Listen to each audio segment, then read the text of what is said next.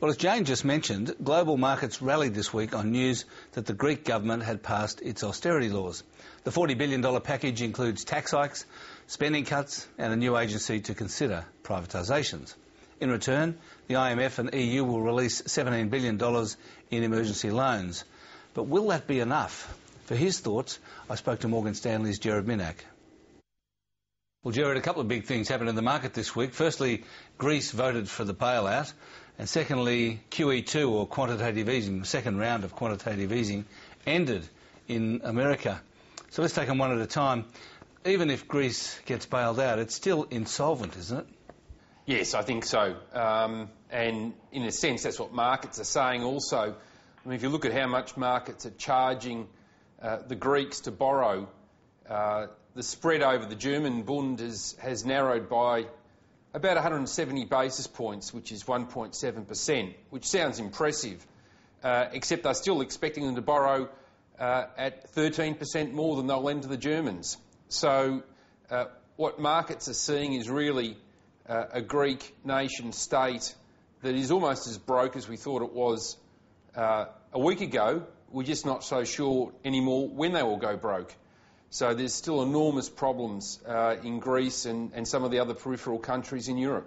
So what's your prognosis for Greece and Europe? Well, Europe faces enormous problems because the usual levers that governments pull when they've got a debt problem, which is either to run the printing press or deflate their currencies, aren't options. The ECB won't come to the party on the printing press, and of course they're tied at the hip via the euro to a lot of their big trading partners. But assuming that all goes through, then really we're delaying the end game till at least next year. For Greece, there's still some question marks, I think, about Ireland in particular, but, well, market nerves can stop jangling for a few weeks at least. Well, markets have rallied hard in the past couple of days, and that suggests that they like procrastination. That's right. I mean, this is a market that, in my view, is completely unanticipatory, has a very short-term horizon, and, you know, they will party until it's apparent that there's nothing left in the punch bowl. So the politicians at least have achieved that, but as we have agreed, you haven't got to the heart of the matter, which is national solvency, and the Greeks look about as broke as you can get. Well, speaking of punch bowls, the Fed's quantitative easing or money printing came to an end on Thursday night, our time. It didn't seem to trouble the markets, even though there was an expectation that it would. So what's going on there? Yes, the punch bowl. The funny thing with quantitative easing, in my view, is that they filled up the punch bowl, but no one went for a drink. Almost all the money that the Fed printed, so to speak, and in this round of QE it was $600 billion. We know where almost every cent of that's ended up. It's ended up in excess bank reserves. So this is the equivalent of banknotes gathering dust in the New York Fed's bank vaults. So although the Fed said, here's some cheap money, go use it, no one wanted to use it. Now, in my view, that shouldn't surprise people, because this is exactly what we saw in Japan after their bubble burst. Yeah, but markets went up on the back of it, commodities especially, and also equities and the Australian dollar. Everything went up. My view is Mr Bernanke just got lucky. Almost from the day he pre-announced QE2 at his famous speech at Jackson Hole last year, the macro data got better, and my view is it was the macro data getting better that really did the trick for equity markets. On commodities, it's quite a different argument, in my view.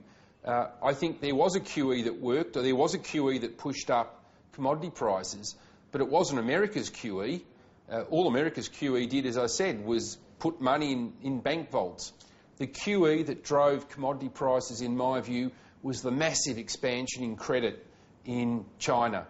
And that actually dwarfed what we saw in America. Chinese loan growth from early 2009 increased by $3.6 trillion US dollars. So is the Chinese QE going to keep going, or what? No, well, they've juiced it up too much, and what, of course, we've seen over the last 6 months is policy tightening by the Chinese authorities.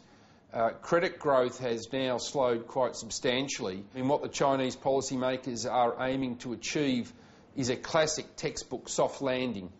And our view is they'll probably pull it off. So that will ultimately be good for commodities, it will be good for Asian equities. But we just need to make sure that that is what happens, and that some of the more pessimistic assessments, which is that China has built a huge bubble that's about to pop, are wrong. And we think we'll get the evidence either way on that big issue in the next quarter or two. Thanks very much, Gerard. You're welcome, Alan.